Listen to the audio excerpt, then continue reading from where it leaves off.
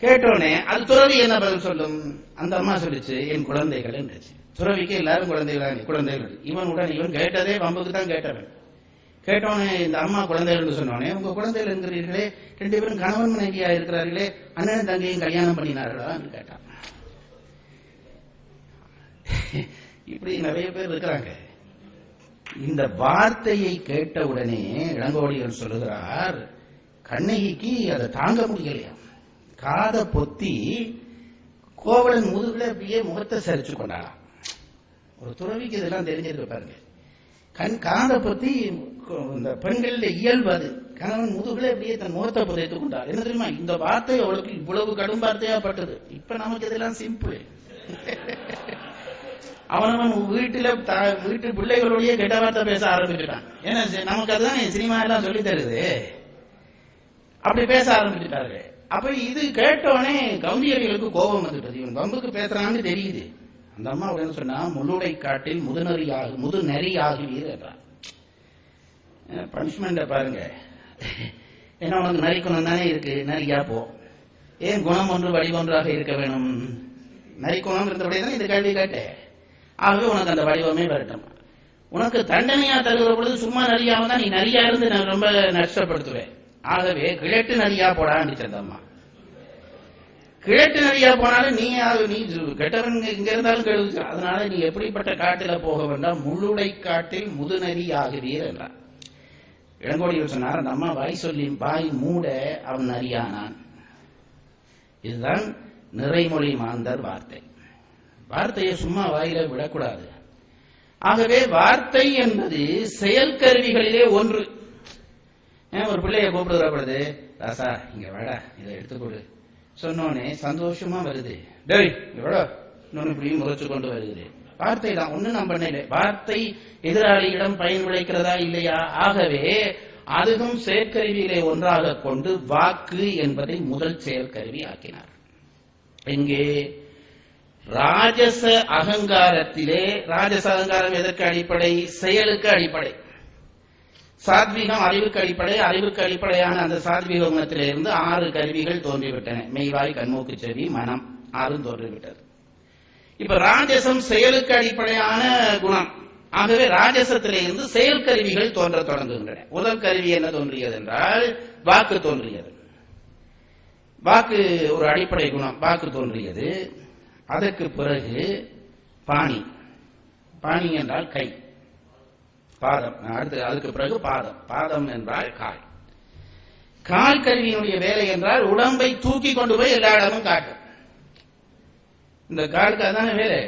கண்ணை, மூக்க, காதை எல்லாம் அங்கங்க கொண்டு போகும். சத்தங்க பக்கத்து வீட்டுல சந்திரன் நடக்குதா, எண்ணலோரமா போய் நிக்க வச்சு காதை கொடுக்கும். அடுத்த என்ன பாருங்க. அப்ப கால் இருந்தாதான் அது கொண்டு போக முடியும். அப்போ அடுத்த கருவி பாதம். அது மட்டும் போதாது. இடத்திலே கிட்ட போய் தூர போனால் போதாது. அங்க போனா இருக்கிற பொருளை எடுத்து நமக்கு கிட்ட கொண்டு வர வேணும், தூர வைக்க வேணும் என்றால் கை என்ற ஒன்று வேணும். அதுக்கு பாணி என்று பெயர். இப்ப இதுல வந்துட்டேன், கால் இங்க கொண்டு வந்து விட்டது. இப்ப இந்த டம்ளரை எடுத்து நான் தண்ணி குடிக்க வேணும் வைங்க, கொஞ்சம் குடிச்சிடுறேன்.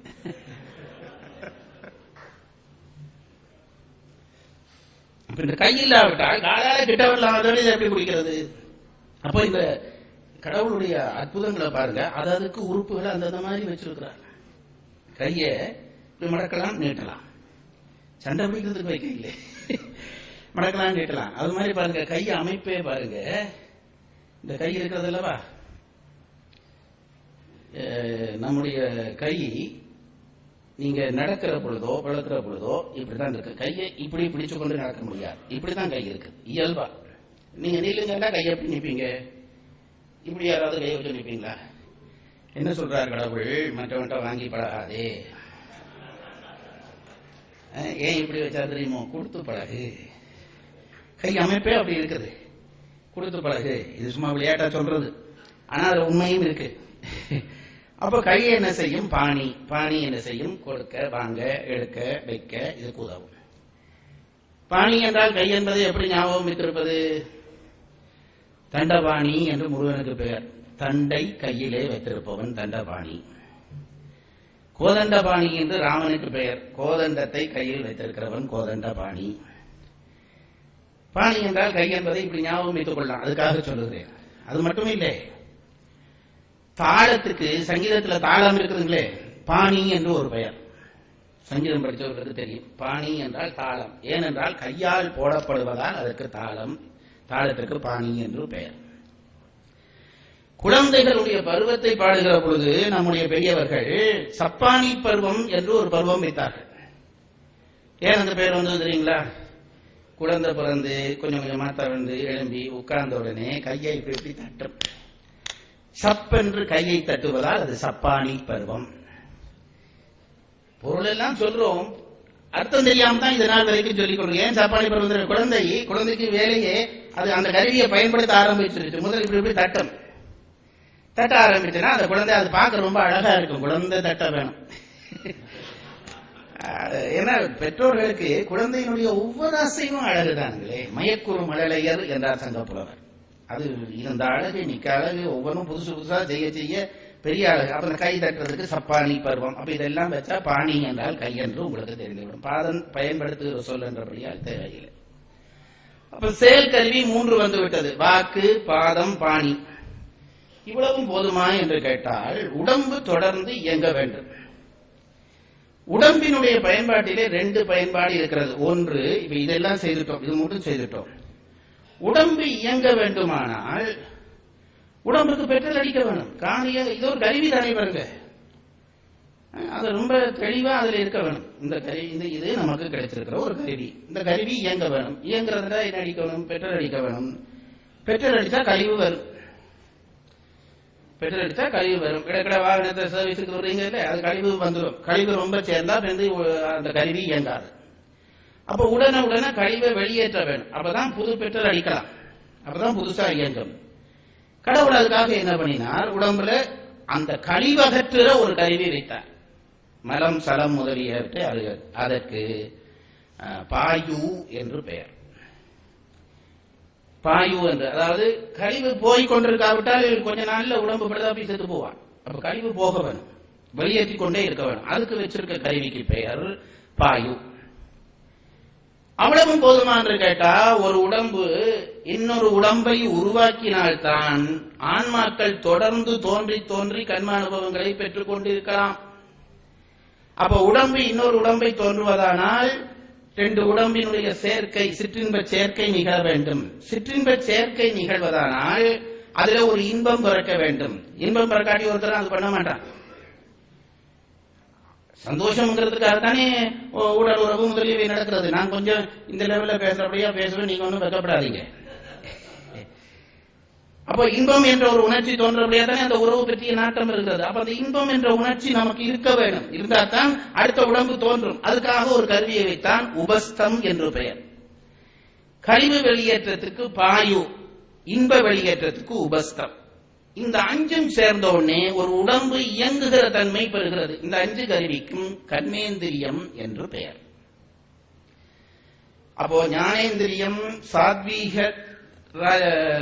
அகங்காரத்திலே இருந்து ஞானேந்திரியம் 6 தோன்றித்து, ராஜச அகங்காரத்திலே இருந்து கர்மேந்திரியம் 5 தோன்றிவிட்டது.